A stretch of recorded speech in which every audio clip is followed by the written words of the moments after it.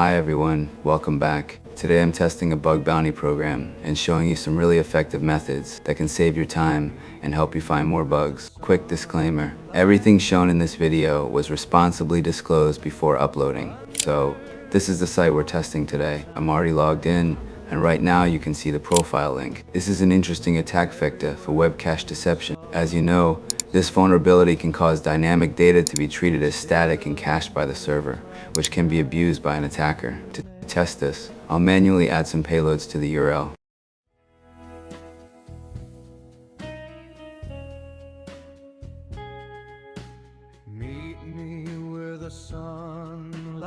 You can also use the Network tab and Inspect element to check whether the server caches the request or not.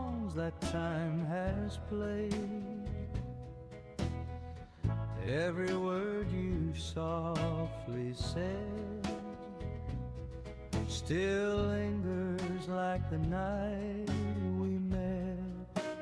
Put your head upon my shoulder. Let the years. Manually performing this test can take a lot of time, so I've created a list of advanced web cache payloads.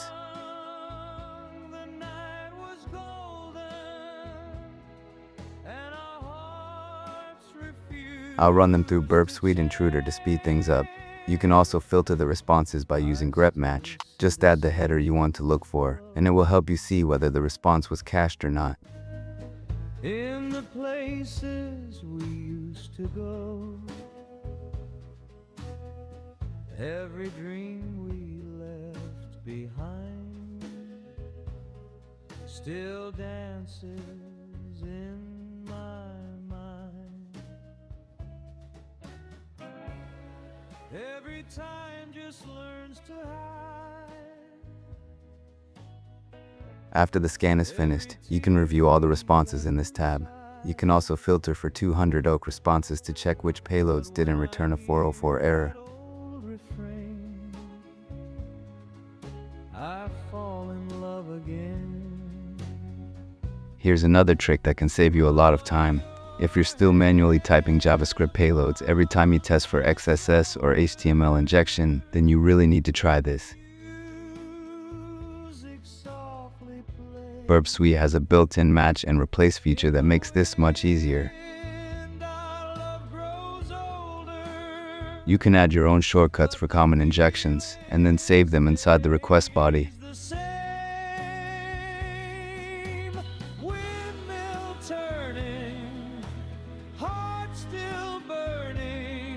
In the echoes of our past. After that, whenever you want to test something, just type the shortcut you created. Burp will automatically replace that shortcut with your full script. This can save a huge amount of time during testing.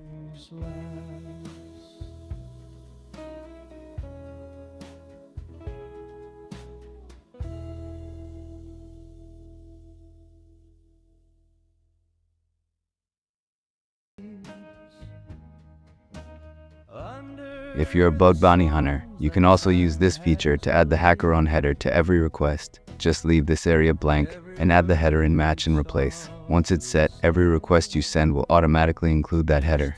While doing bug bounty, you may come across different parameters in areas like the billing section or anywhere else on the site.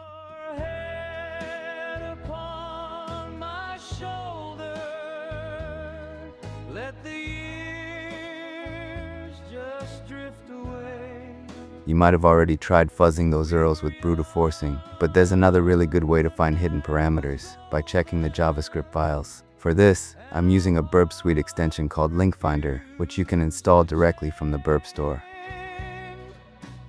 I still see the city glow. This extension automatically scans all JavaScript files and looks for hidden links, endpoints, and other useful content. It can help a lot during recon. After finding those URLs with Link Finder, I'll manually check them. You can also use other tools if you want. By analyzing the JS files, I found these parameters used in the application, which can potentially be used for exploitation. That's all for today's video. I hope you enjoyed it and learned something new. Thanks a lot for watching, and I'll see you in the next one. Take care, and bye.